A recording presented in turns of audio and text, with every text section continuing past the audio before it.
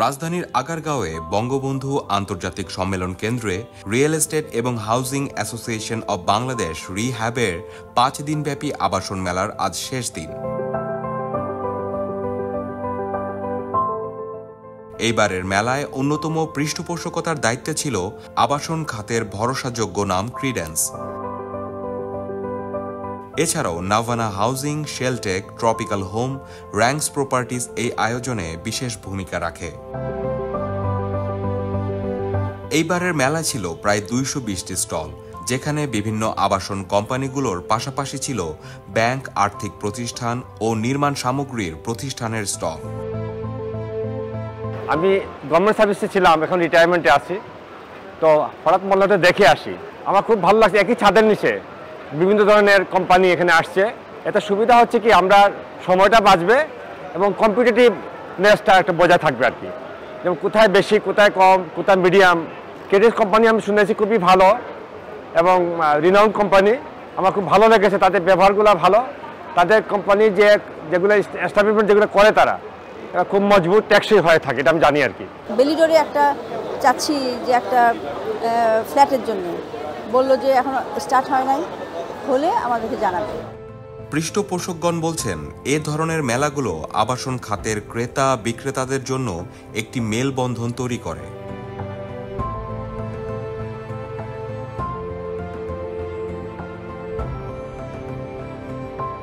মেলায় ক্রেতাদের জন্য একটি বিশেষ আকর্ষণ ছিল ক্রিডেন্সের নান্দনিক সব প্রজেক্ট, যার মধ্যে শান্তির নীড় ও পার্ক স্নোফ্লেক উল্লেখযোগ্য। আমরা যদি বলি যে কেন ক্রিডেন্স হাউজিং লিমিটেড আলাদা, আমরা একটি বাড়িকে শুধু একটি বাড়ি হিসেবে দেখি না, আমরা একটি স্বপ্ন হিসেবে দেখি। কারণ প্রত্যেকটা মানুষের একটি স্বপ্ন থাকে একটা বাড়ির বিষয়, সেটা সে অনেক দিন ধরে বুকের মধ্যে লালন পালন করে। আমরা সেই ফিলটাকে বুকে ধারণ করি এবং একজনের যে স্বপ্নের আবাস, তার পরিবারের জন্য যে আশ্রয়, নিরাপদ আশ্রয়ের যেই চিন্তাটা থাকে মাথার মধ্যে, আমরা আসলে সেই চিন্তাটাকে নিজের দায়িত্ব হিসেবে নিয়ে নিই। ঢাকার একটি প্রাইম লোকেশন হচ্ছে কলাবাগান, আর কলাবাগানে আমরা একটি মেগা প্রজেক্ট নিয়ে এসেছি যার নাম হচ্ছে পার্ক স্নোফ্লেক। ২৪ কাঠার এই প্রজেক্টে প্রায় ৬১টি, টোটাল ৬১টি অ্যাপার্টমেন্ট থাকছে এবং প্রত্যেকটি অ্যাপার্টমেন্টের সাথে আধুনিক জীবনযাপনের যত সুযোগ সুবিধা থাকে আমরা চেষ্টা করেছি সবগুলোই তাতে দেওয়ার জন্য।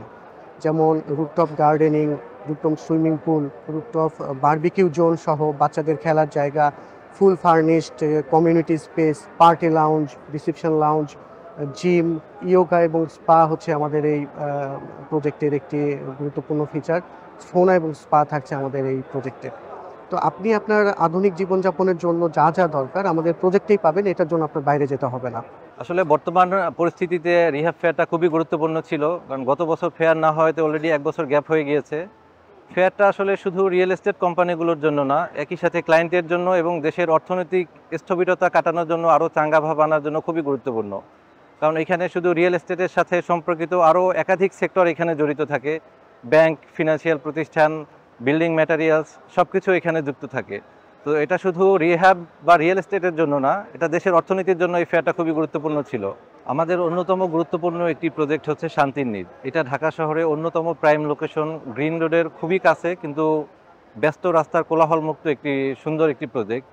এটা প্রায় 18.5 কাঠার উপরে একটা লাক্সারিয়াস প্রজেক্ট হচ্ছে আমাদের।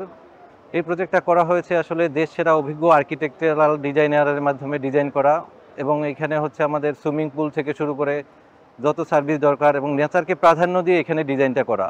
এখানে প্রতিটা ফ্লোরে হচ্ছে 4টা করে ইউনিট, কিন্তু 4টা ইউনিট আমাদের ক্লায়েন্টদেরকে 4টা আলাদা বিল্ডিংয়ের ফ্যাসিলিটি দিবে। এখানে প্রতিটা ইউনিট প্রতিটা ইন্ডিপেন্ডেন্ট বিল্ডিংয়ের মতো সুবিধা দিবে ক্লায়েন্টদেরকে।